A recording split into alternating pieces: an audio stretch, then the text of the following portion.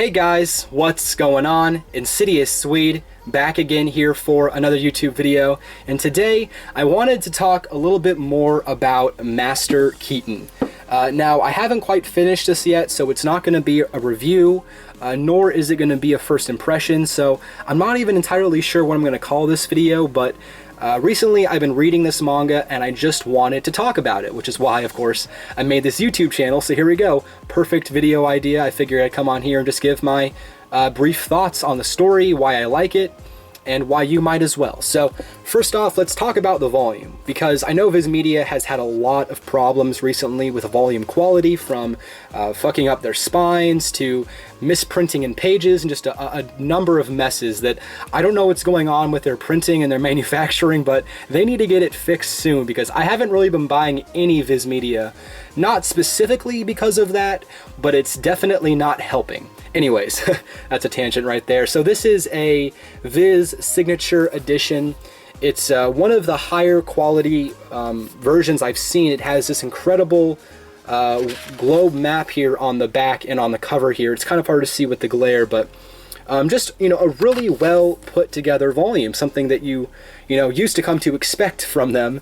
It even has incredible color pages, not only in the front right here, but also periodically throughout the book, usually at the beginning of a chapter or two. Yeah, here we go. More color pages right here. Just, again, a well done book with a lot of thought and no errors.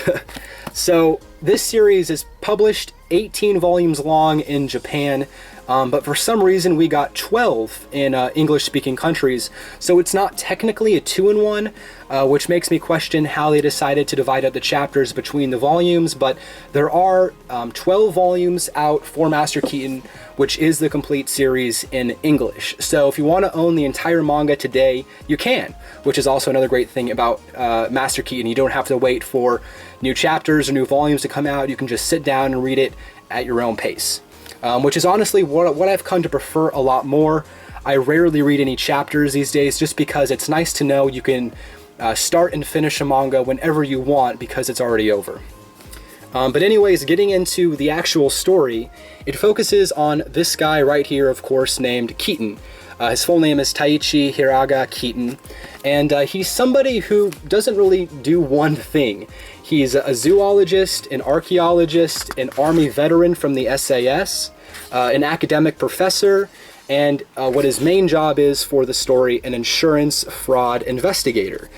So what exactly does that mean? It's somebody who goes around and looks into, well, insurance claims. It may sound kind of boring, but if I can recall my memory just well enough, in this first volume alone, you go from Master Keaton looking into a mysterious death revolving somebody who's been trying to, actually right here, dig up buried treasure from the sea to help save his culture. Later on, he gets trapped in the desert after they end up, well, not him himself, but somebody who he's affiliated with, ends up desecrating a sacred religious area by trying to dig up artifacts. And then also further on, you have somebody trying to pass off a sculpture as legit when it's a forgery. So it's really a story that, because he's an insurance fraud investigator and has to go around doing and researching all of these different kinds of things, it kind of turns into a slice of life series where almost every single chapter is just a new kind of story, where you go off to some other part of the world to investigate a completely different crime. But it's not, of course, quite a slice of life, because you do have this overarching story, not only with Keaton's daughter and his ex-wife, but also revolving around his military training and his past with the SAS, which very much comes in handy throughout this story. And then to top it all off, you have just incredible artwork from Naoki Urasawa in here. It's just a really well done story. I should mention as well, it's not done solely by Naoki Urasawa. You have two other people right here on the story. But because it doesn't say art by, I'm assuming that this is mostly for historical accuracy, that he has other writers on here helping him tell the story.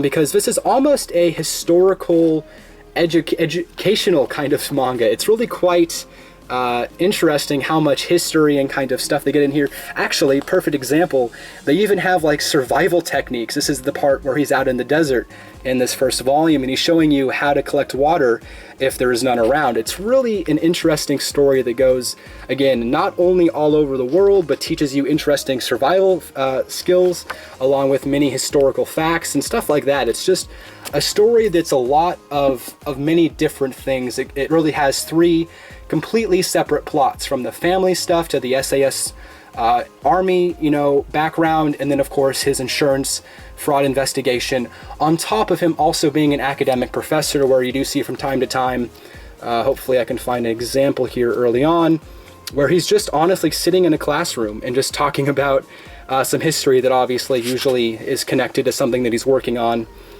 And it's just a really, really great story. I'm 4 volumes in currently, and I still have to pick up the last couple for my collection, but it's just one of those manga that I don't see anybody talking about. I don't really see in anybody's collection. So if that sounds interesting to you, kind of a historical drama focusing around this really interesting character named Keaton.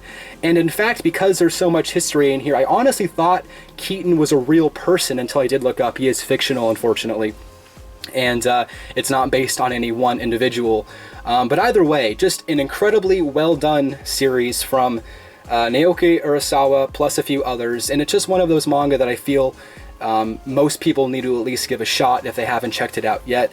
I will admit, chapter 1 and 2 are a bit slow. It's definitely takes a little bit for it to pick up and really get into the good stuff. But I would say about halfway through in this first volume, and then definitely later on, when we get into more of the drama and the overarching story, that's when it really gets good. So if you're looking for a new manga, one that you're not going to have to wait for the chapters to release or for the volumes to come out, definitely get Master Keaton.